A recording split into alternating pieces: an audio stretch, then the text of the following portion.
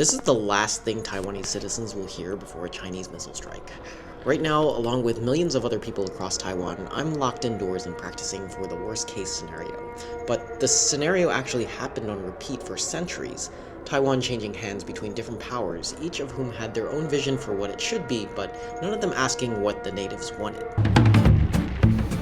Buildings begin as just bricks and sticks, but over time they collect stories. Walls can't talk, but listen carefully enough and you'll catch echoes of the past. And if you hear enough of them together, they sing in unison, chanting the country's history. There are buildings all over Taipei that tell the story, so I'm giving myself 3 days and at least 8 bubble teas to decode 400 years of architecture to understand what Taiwan's been trying to say about itself this whole time. But we'll never understand why the I decided to do this in July.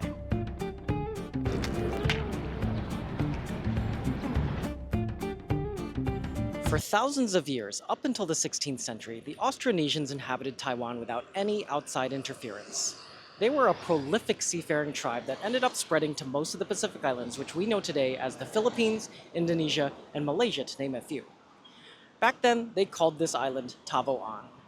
But this is where the foreign playbook of dismissing the natives started, because the Portuguese sailed by, and without even stepping foot in the island, they were like, nah, this is called Formosa now. And for at least 3 centuries, most Western countries just ran with it. Hold up, I need a bubble tea break.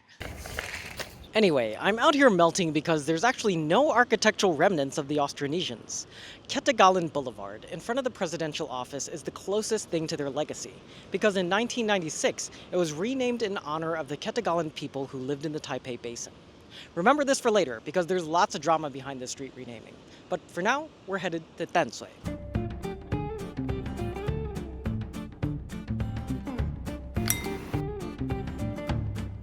In 1622, the Dutch East India Company was competing with the Portuguese to establish colonies throughout Asia and lost a battle in Macau.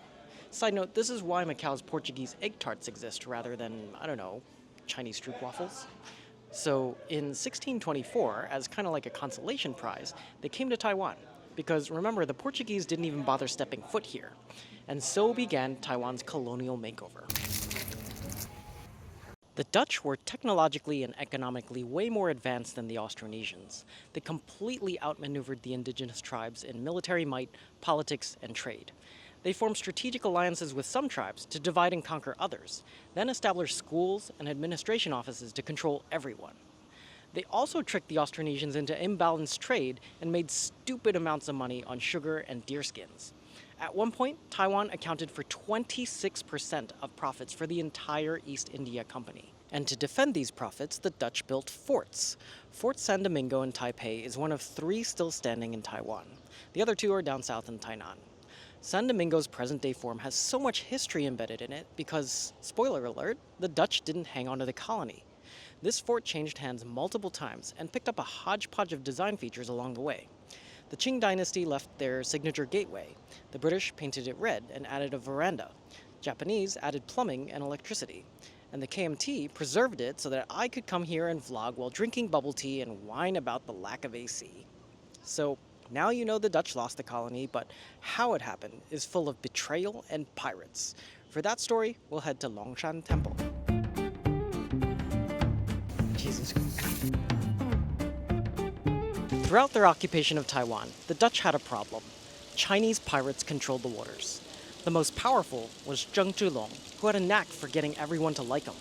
As a teenager, this guy rose up the ranks of a pirate gang while simultaneously working as a translator for the Dutch.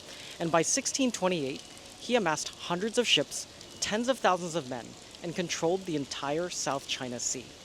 The Dutch paid him to keep the trade routes safe, and China's Ming Dynasty hired him to be an admiral. Nobody dared fight him. But in 1644, Beijing fell to the Qing dynasty, creating a succession crisis. Zheng switched allegiance to the new Qing rulers, but his son Koxinga inherited his forces and remained loyal to the Ming dynasty, believing they were the legitimate rulers of China. This family split was really tragic and reflected the broader civil war tearing China apart. Koxinga intensified his resistance when the Qing forces killed his mother, leading military campaigns all the way until 1661, when the Qing ended up executing Zheng Zhulong for Koxinga's refusal to surrender. The Ming were collapsing by then, and as a survival tactic, Koxinga targeted Taiwan as a base, Taking a page out of his father's book, he got the indigenous tribes on his side. He took a fleet of 400 ships carrying 25,000 men and defeated the Dutch forces of just 2,000 soldiers. Taiwan was under Ming control. But Koxinga died 2 years later, and in 1683, the Qing dynasty saw an opening and arrived with 60,000 troops and 600 ships and finished off the Ming dynasty once and for all. And they didn't stop there. Over the next 200 years, they brought Confucian scholars, Buddhist monks, and about 2 million mainland settlers. And they built a lot of buildings. Dutch influence was almost entirely replaced by architecture that was unmistakably Chinese. Curved roofs, dragon carvings, red and gold everything. This is Longshan Temple, built in 1738, and it's a prime example of how Taiwan's identity changed under the Qing. About 15 minutes away, you can feel like a time traveler because Dihua Street still functions just like it did since it was built in the 1850s. You can buy herbal medicine, dried goods, fabrics, and bubble tea, the same products they've been selling since the Qing dynasty. And just like during the Qing period, there's still no AC. The Qing also created the original Taipei. They designed a grid within a walled city that was 13 degrees off-center for good feng shui. These days, there's only 4 gates remaining, and I bet you can guess why everything else was knocked down because you probably noticed some patterns by now. The Austronesians never got a say in what being Taiwanese meant. They dwindled to under 10% of the population. Most people born under Qing rule were descendants of Han Chinese, so surely they would define what being Taiwanese meant, right?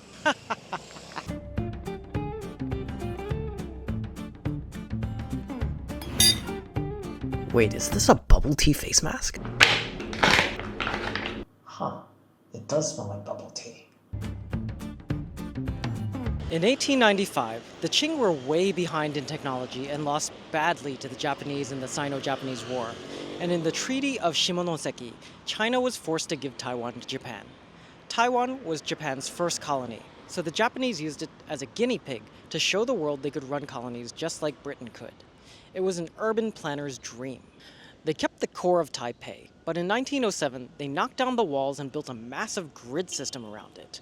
And unlike the Qing grid, this one was aligned to the cardinal directions. If you find yourself entering Zhongzheng district, you'll see that all the streets suddenly tilt from the 90-degree angles everywhere else. The infrastructure also got major upgrades. Remember they added plumbing and electricity to Fort San Domingo? They did that everywhere. They added hospitals and eradicated diseases like malaria and cholera.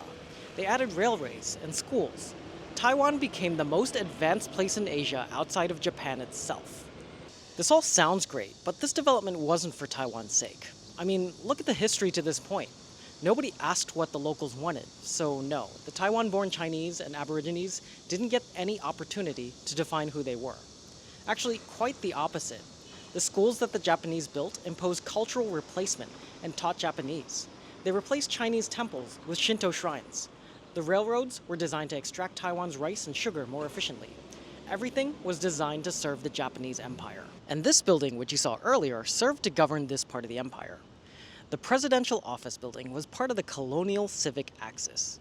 The Japanese chose a neo-Baroque imperial style because they had adopted a lot of Western technology. It's a pretty drastic contrast against the Qing buildings we saw earlier. This building still serves the same purpose today, but the Japanese government is long gone. Once they lost World War II in 1945, they gave Taiwan back to China, but China was having its own identity crisis.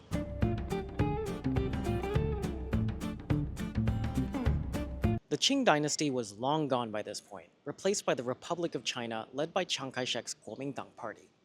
The ROC received Taiwan from Japan in the handover, which was anything but smooth, because in the mainland, Mao Zedong grew the Chinese Communist Party as a challenger to the ROC. Even though both parties believed in one China, they had very different ideologies, and right after World War II ended, they clashed in a civil war. The ROC was constantly on high alert, so they ruled Taiwan under a military dictatorship. 2 years after the handover, a deadly riot broke out between the locals and the new government. On February 27, 1947, at this exact spot, a Taiwanese widow was selling cigarettes illegally when she was confronted by KMT government agents. They pistol-whipped her head, and when people watching grew angry, the agents fired into the crowd and killed someone. An island-wide riot broke out against the KMT. Personal side note, When my father was 5, his family moved to Taiwan from the mainland the day before the riots started. He's got a lot of stories about his life in Taiwan during this period. Comment, "Hi Dad," if you want me to publish an interview with him about it. There's no reliable record of how many died during this incident and the following weeks. Some estimate as low as 800, others up to 30,000, with Taiwanese deaths far outnumbering KMT deaths. It's undeniably a dark stain on Taiwan's history, and it's memorialized here at 228 Peace Memorial Park. 2 years later in 1949, the ROC lost the Civil War, and Chiang Kai-shek retreated to Taiwan with an estimated 1.2 to 2 million people, drastically changing the makeup of the island and reshaping Taiwanese identity again. It was an echo of when the Ming lost to the Qing and retreated to Taiwan. Chiang led as a brutal authoritarian and placed the island under martial law, and in a 40-year period known as the White Terror, anyone who was suspected to be a dissident was arrested or executed. There was a constant threat that CCP's newly established People's Republic of China wanted to finish off the ROC once and for all. And as you saw in the beginning of this video, the threat still lingers, because unlike when the Qing finished off the Ming, the PRC has been locked in a stalemate. Chiang Kai-shek died in 1975, and when his son Chiang Ching-kuo took over as president, he had this memorial built in his father's honor. The building's traditional Chinese architecture is gorgeous, and tourists love it, but for the locals, it honors a mixed legacy. Chiang laid the foundations for Taiwan to become an economic powerhouse, but it was a particularly brutal period in Taiwan's history that some Taiwanese would rather not glorify. Remember Ketagalan Boulevard? It was renamed from Chiang Kai-shek Boulevard because the locals didn't want to honor his brutality. Chiang's son lifted martial law in 1987 and opened the door for democracy and the formation of the Democratic People's Party. The transition to democracy has been rocky, but it looked like Taiwan's pattern would finally break. Except by then, foreign powers didn't acknowledge what the Taiwanese wanted. The UN replaced the ROC with the PRC in 1971. The US officially recognized the PRC in 1978. So really, the only pattern break is that I finally get air conditioning in my final stop.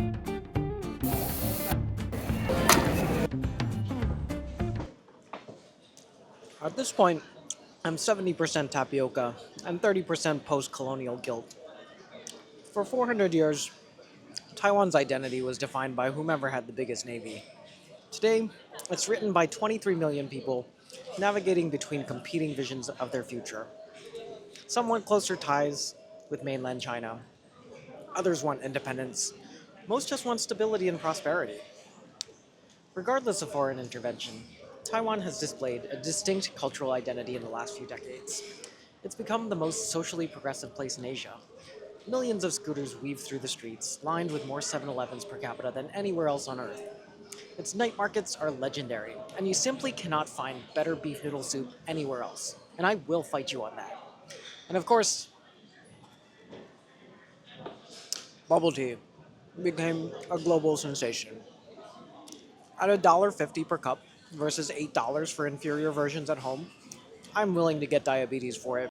And this building, Taipei 101, was a defining moment when it became the world's tallest building upon its completion in 2004. I usually hate modern glass skyscrapers because they all look alike, but Taipei 101's bamboo shape is distinctly Asian and instantly recognizable. Chinese-inspired, but built by a democratic Taiwan. It's a bit ironic to ask this question unless you're Taiwanese, but what do you think the next chapter should be? Let me know in the comments. Hopefully this video helped give you some context to the situation between China and Taiwan, or helped you get a little more out of visiting historical buildings if you're in Taipei. If you enjoyed it and want to see more, I'd love your support, because this is my first long-form video in years. If you send a super thanks, I may give you a shout out in my next video.